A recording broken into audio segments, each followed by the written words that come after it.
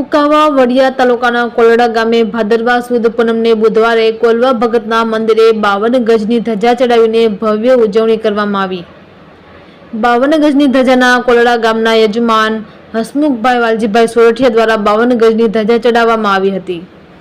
રાજાધિરાજ જગતગુરુ દ્વારકાધીશ પ્રભુનું જગત મંદિર ફેરવીને કોલવા ભગતને દ્વારકાધીશ પ્રભુએ દર્શન દીધા હતા। એવા રાજા ગીરા જગતગુરુ દ્વારકાધીશની અખંડ જ્યોત સ્વરૂપે કોલેશ્વર ધામ કોલડામાં બિરાજમાન છે।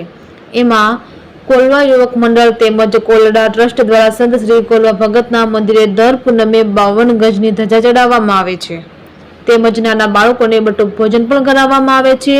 ધર્મપ્રેમી ભાઈ ભક્તો તેમજ શ્રદ્ધાળુઓ દર પૂનમ ભરવા તેમજ અખંડ જ્યોતના દર્શન કરવા દૂર દૂરથી ભક્તો આવે છે। રિપોર્ટર પ્રકાશ વઘાસિયા, કુકાવાવ। જય કોલવા ભગત। ભાદરવા સુદ પૂનમને બુધવારે રાજાધિરાજ જગતગુરુ દ્વારકાધીશ પ્રભુનું જગત મંદિર ફેરવીને દર્શન દેવા પડ્યા તેવા મહાન સંત શ્રી કોલવા ભગતના મંદિરે કોલેશ્વર ધામ કોલડાની અંદર યજમાન શ્રી હસમુખભાઈ વાલજીભાઈ સોરઠિયા દ્વારા 52 ગજની ધજા ચડાવીને ભવ્યથી ભવ્ય આયોજન કરવામાં આવ્યું છે। રાજાધિરાજ જગતગુરુ દ્વારકાધીશ અખંડ જ્યોત સ્વરૂપે કોલેશ્વર ધામ કોરડામાં બિરાજમાન છે।